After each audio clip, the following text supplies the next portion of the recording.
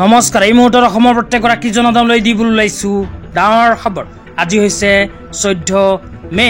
আজি অসমৰ লাখ লাখ দুখীয়াসকললৈ কেইখনমান চৰকাৰী আঁচনি লৈ দিবলৈ ওলাইছোঁ ডাঙৰ খবৰ। তো যিসকল মানুহে ভিডিঅ'টোত ক্লিক কৰিছে অনুগ্ৰহ কৰি ভিডিঅ'টো স্কিপ নকৰি প্ৰথমৰ পৰা শেষলৈ চাই থাকিব, কিয়নো এইটো ভিডিঅ'ৰ মাজত কৃষকসকলৰ পৰা আৰম্ভ কৰি গোটৰ মহিলাসকললৈ কেইখনমান গুৰুত্বপূৰ্ণ খবৰ প্ৰদান কৰিম। অনুগ্ৰহ কৰি ভিডিঅ'টোত ক্লিক কৰিছে যদি ভিডিঅ'টো স্কিপ নকৰি প্ৰথমৰ পৰা শেষলৈ চাই থাকিব। লগতে মোৰ চেনেলত নতুন হ'লে প্লিজ চেনেলটো ছাবস্ক্ৰাইব কৰি মোৰ লগত থাকিব। তো বলক ভিডিঅ'টো আৰম্ভ কৰি আজি প্ৰথমটো গুৰুত্বপূৰ্ণ খবৰৰ বিষয়ে বিস্তাৰিত জানি লওক। তো আজি প্ৰথমটো গুৰুত্বপূৰ্ণ খবৰ হ'ল কৃষকসকলৰ বাবে। তো আপোনালোকে মোবাইল স্ক্ৰীনত চাব পাৰিছে অসম চৰকাৰৰ কৃষি বিভাগৰ ফালৰ পৰা কৃষকসকলৰ বাবে এনেকৈ এখন আপডেট প্ৰদান কৰিছে। তো ইয়াতে কি লিখা আছে পঢ়ি বিতংভাৱে আপোনালোকক বুজাই দিছোঁ, অনুগ্ৰহ কৰি চাই থাকিব। তো ইয়াতে লিখা আছে কৃষিৰ জৰিয়তে অসমৰ অৰ্থনীতিয়ে এখন নতুন আকাশ স্পৰ্শ কৰাৰ দিশত ধাৱমান হৈছে। ইয়াৰ দ্বাৰা বিকাশৰ এক নতুন পৰিৱেশৰ নিৰ্মাণ হৈছে। তো তাৰপিছত আৰু কি লিখা আছে পঢ়ি আপোনালোকক বুজাই দিছোঁ। তাৰপিছত লিখা আছে 1 এপ্ৰিল 2025 পৰা ৰাজ্য চৰকাৰে প্ৰদান কৰিব অতিৰিক্ত মূল্য। সংগৃহীত ধানৰ ক্ষেত্ৰত 250 টকাকৈ অতিৰিক্ত প্ৰদান কৰিব প্ৰতি কুইণ্টল ধানৰ বাবদ। 2 নম্বৰত কৈছে সংগৃহীত সৰিয়হৰ ক্ষেত্ৰত অতিৰিক্ত 500কৈ টকা প্ৰদান কৰিব। ইয়াতে অসম চৰকাৰে কোৱা অনুযায়ী যিসকল কৃষকে ধান খেতি কৰিছে সেইসকল কৃষকৰ বেংক একাউণ্টত অসম চৰকাৰে যোৱা এপ্ৰিল মাহৰ পৰা 2550কৈ টকা প্ৰদানৰ কাম আৰম্ভ কৰিছে। তো যিসকল কৃষকে ধান খেতি কৰে সেইসকল কৃষকে যদি নিজৰ ধানখিনি চৰকাৰৰ ওচৰত জমা দিয়ে তেন্তে প্ৰতি কুইণ্টল ধানৰ বিনিময়ত 2550কৈ টকা লাভ কৰিব।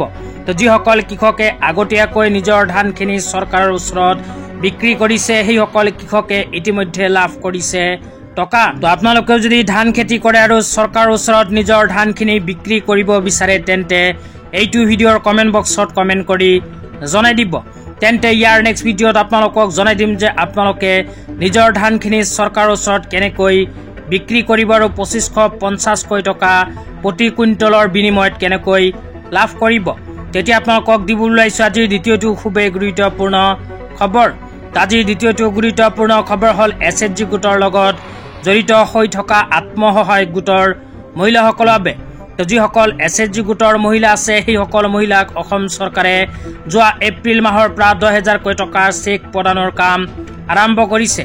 লগতে আপোনালোকক মোবাইল স্ক্ৰীনত দেখুৱাই আছোঁ পঞ্চায়ত নিৰ্বাচনৰ মাজত এনেকৈ এখন আপডেট প্ৰদান কৰিছে গোটৰ মহিলাসকলৰ বাবে। তো ইয়াতে কি লিখা আছে পঢ়ি বিতংভাৱে আপোনালোকক বুজাই দিছোঁ।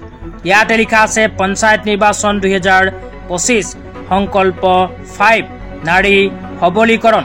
অসম চৰকাৰে বিহালী সমষ্টিত যোৱা 1 এপ্ৰিলত শুভাৰম্ভ কৰা মুখ্যমন্ত্ৰী মহিলা উদ্যমিতা অভিযান আঁচনিৰ অধীনত সৰ্বমুঠ 30 লাখ মহিলাক 10,000 টকাৰ এককালীন সাহায্য লাখপতি বাইদেউ প্ৰদান কৰিছে। আৰু এই প্ৰক্ৰিয়াৰ জৰিয়তে ৰাজ্যখনৰ প্ৰতিটো সমষ্টিতে অতি শীঘ্ৰে এই আঁচনি সম্প্ৰসাৰণ কৰা হ'ব। তো ইয়াতে কোৱা অনুযায়ী যিসকল SHG গোটৰ মহিলাসকলে মুখ্যমন্ত্ৰী মহিলা উদ্যমিতা অভিযান আঁচনি ফৰ্ম ফিল-আপ কৰি জমা দিছে কিন্তু এতিয়ালৈকে 10,000কৈ টকা চেক পোৱা নাই, সেইসকল আত্মসহায়ক গোটৰ মহিলাকো অতি শীঘ্ৰেই অসম চৰকাৰে 10,000কৈ টকা চেক প্ৰদান কৰিব।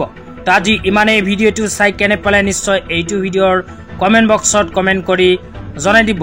লগতে চেনেলটো ছাবস্ক্ৰাইব কৰি মোৰ